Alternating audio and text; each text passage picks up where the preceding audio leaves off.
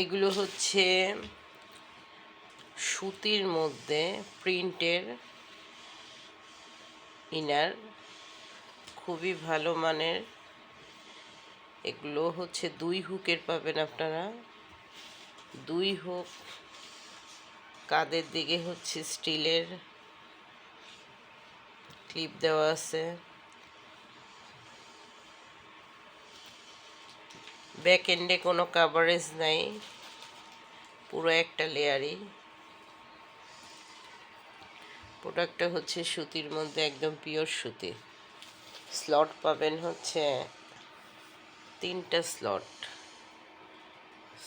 3টা।